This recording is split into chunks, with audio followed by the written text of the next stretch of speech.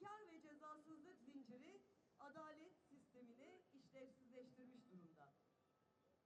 Delillerin hüküm doğurmadığı, itirafların sonuç yaratmadığı, suç işleyen kamu görevlilerinin korunduğu bir düzende adalet askıya alınmıştır.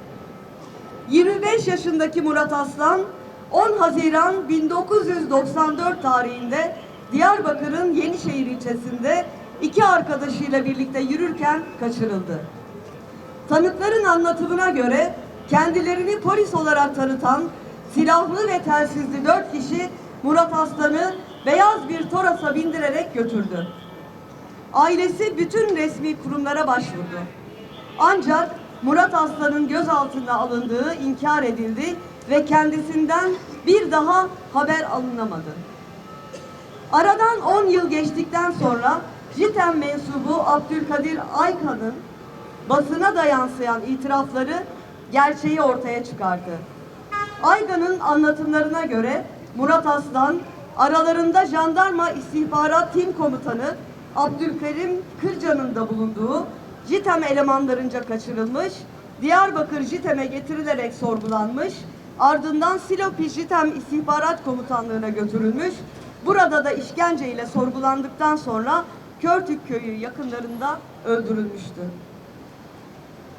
19 Nisan 2004 tarihinde Aygan'ın verdiği bilgiler doğrultusunda yapılan kazılarda alınan numunelerin Murat Aslan'a ait olduğu Adli Tıp Kurumu tarafından tespit edildi. Aile, dönemin OHAL ve jandarma yetkilileri dahil 30 kişi hakkında suç duyurusunda bulundu. Suçun nasıl işlendiği, kimlerin sorumluluğu bulunduğu, tanıklarla ve nesnel delillerle ortaya konuldu. Murat Aslan'ı kaçıranlar, işkence edenler, öldürenler ve bedenini gizleyenler açığa çıktı. Ancak bütün bu gerçekler hukuki bir sonuç doğurmadı. Murat Aslan'ı kaybedenler hala yargı önüne çıkarılmadı. 1108. haftamızda bir kez daha talep ediyoruz. Murat Aslan dosyası etkili, bağımsız ve tarafsız biçimde yeniden soruşturulsun. Devlet kurumlarının bu suçtaki sorumluluğu kabul edilsin.